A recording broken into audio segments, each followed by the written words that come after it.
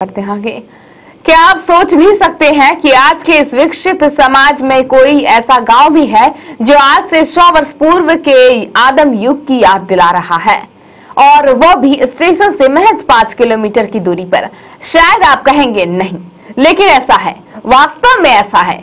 आज हम आपको लिए चलते हैं एक ऐसे ही गांव बेकहा मुसहरी टोला में, जहां सड़क और बिजली या किसी विकास की बात तो छोड़ दीजिए, बल्कि इस गांव में जाने के लिए भी आपको नदी और गड्ढे से होकर गुजरना पड़ेगा।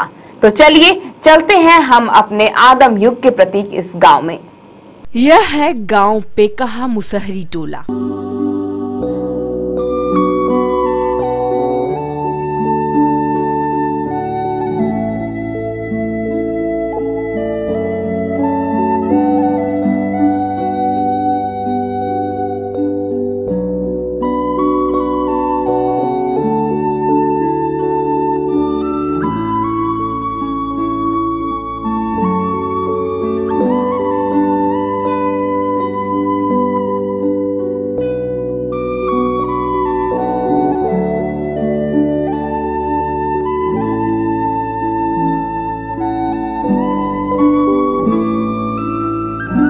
कटिहार स्टेशन से महज 5 किलोमीटर दूर मधुरा पंचायत में अवस्थित है यह गांव।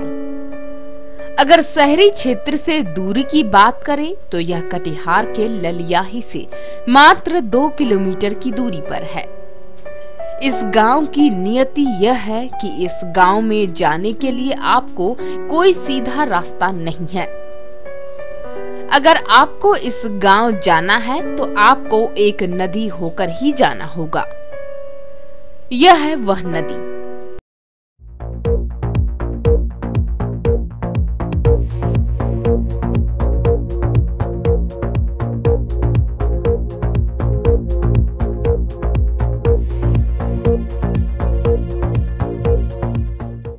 हालांकि अभी बरसात का मौसम नहीं है, तो इस नदी में पानी लगभग 1 फीट है।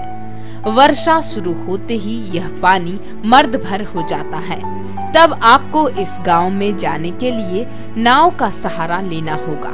यह गांव है तो कटिहार के ललियाही से मात्र 2 किलोमीटर की दूरी पर अवस्थित, लेकिन यह है कोढ़ा प्रखंड में। इस गांव की हालत की बात करें तो यह गांव आज भी हमें अपने आदम युग की याद दिलाता है।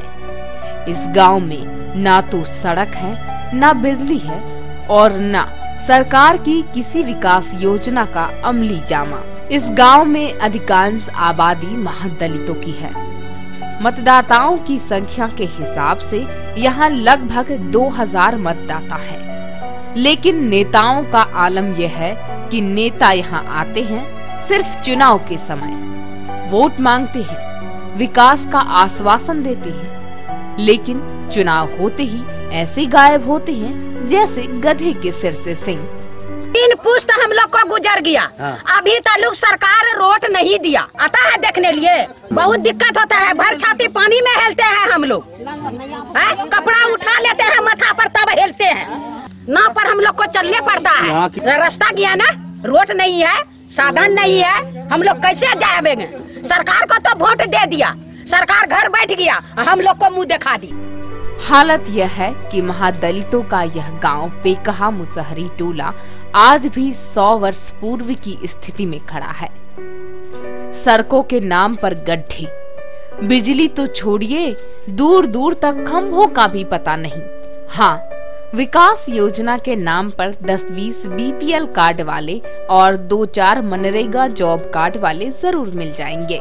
सड़क और बिजली नहीं होने के कारण इस गांव के युवक युवतियों का विवाह भी नहीं हो पाता। पहले तो दूसरे गांव के लोग यहाँ अपनी लड़की देना मंजूर नहीं करते।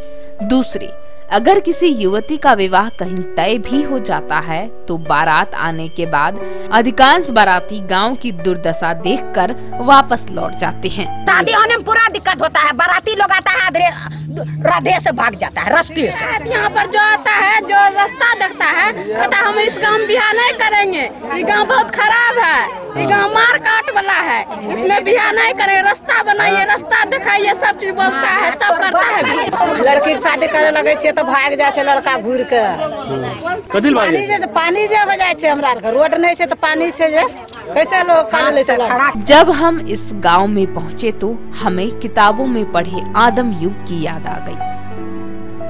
हम यह सोचने लगे कि सरकार और हमारे नेता जो बड़े बड़े वादे करते हैं, आखिर उन्हें पूरा क्यों नहीं करते। गांव वालों ने भी इस बार चुनाव को ही अपनी मांग का जरिया बनाया है। हालांकि यह क्षेत्र नए परिसीमन के अनुसार पूर्णिया लोकसभा क्षेत्र का हिस्सा हो गया है, लेकिन बावजूद इसके इस पूरे गांव ने इस चुनाव में यह नारा दिया है कि रोड नहीं तो वोट नहीं, बिजली नहीं तो वोट नहीं।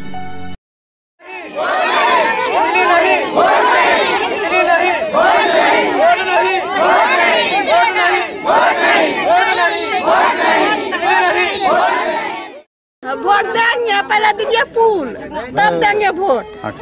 वोट देवे, रोड देते तब वोट देवे। नहीं देवे से वोट सब मिलेगा, लेकिन रोड मिलेगा तब ना। रास्ता है, रोड है नहीं, वोट कहाँ देंगे? न बिजली है न रोड है। परेशानी यही है, रोड नहीं है, बिजली नहीं है, हमरा लोग को बहुत दिक्कत है, इसलिए हम लोग वोट दे नहीं पाएंगे। अब देखना यह है कि हमारी सरकार और हमारे राजनेता कब इन ग्रामीणों की आवाज को सुनते हैं। कैमरामैन गुड्डू शेख के साथ करण कुमार की रिपोर्ट, केबीसी न्यूज।